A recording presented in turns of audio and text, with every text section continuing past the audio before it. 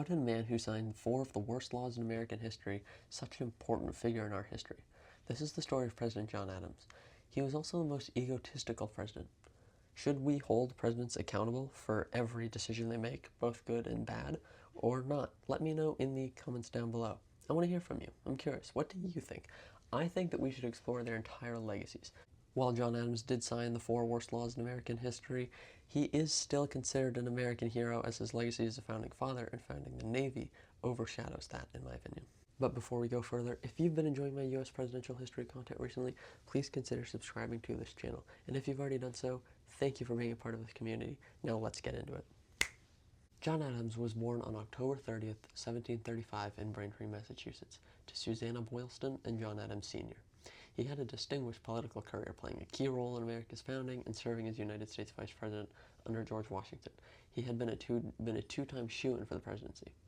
Adams emerged as a frontrunner, but his close friend Thomas Jefferson ran against him, which impacted their friendship due to many disagreements. Ultimately, Adams won the election, and because of the electoral system at the time, the candidate who finished in second place, Jefferson, would become the vice president.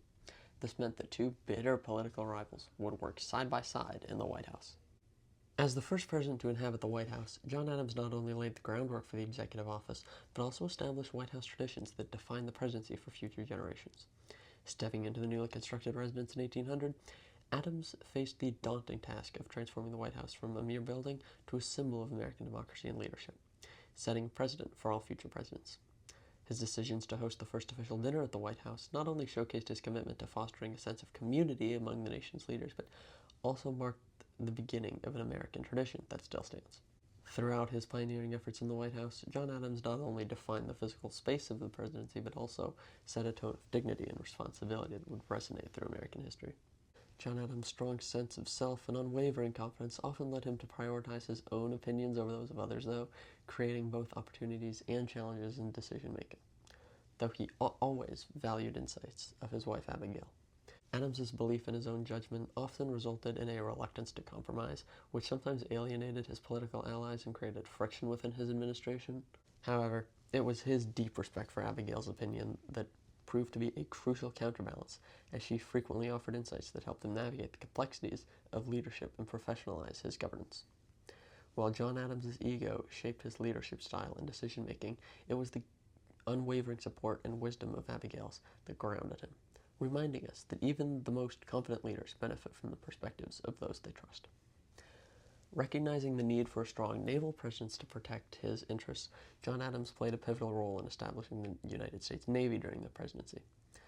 Faced with threats from foreign powers and challenges of maritime trade, Adams understood that a formidable navy was essential for safeguarding the nation's sovereignty and economic prosperity.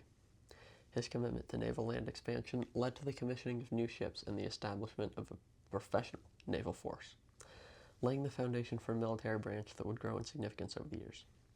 Throughout his foresight and determination, John Adams not only strengthened the nation's defense, but also set a precedent for the importance of naval power in American foreign policy. The Alien and Sedition Acts of 1798, enacted during John Adams' presidency, are widely regarded as a significant overreach of government power that undermined the very principles of freedom and democracy upon which the United States was founded by him, one of the most important founding fathers. The Alien and Sedition Acts were a set of 4 laws aimed at improving America, which include the Naturalization Act, the Alien Act, the Alien Enemies Act, and the Sedition Act. The Naturalization Act established a uniform rule for naturalization, repealing a previous act. The 2 Alien Acts made it illegal to criticize the president, while the Sedition Acts allowed for punishment of certain crimes. This meant a lot of immigrants would be deported.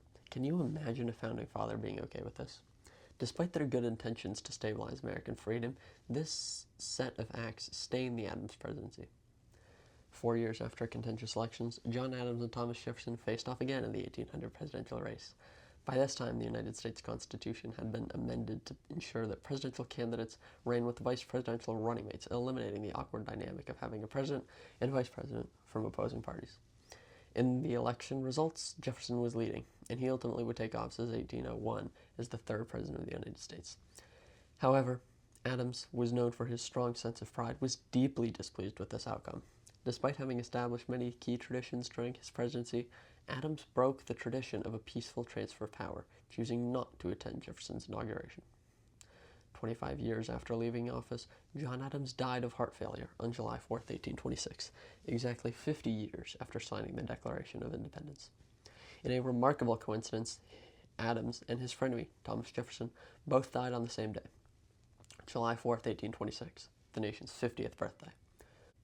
Unaware that Jefferson had passed just hours earlier, Adams' last words were, "Thomas Jefferson survives." He died moments later at the age of 90. Adams held the record as the oldest living U.S. president for 120 years until Ronald Reagan surpassed him when he turned 91. I hope you found this exploration of John Adams insightful, but the story does not end here. If you are interested in how the John Adams presidency compares to that of his predecessor, George Washington, you are in for a treat. In my last video, I discussed the legacy of America's ultimate founding father.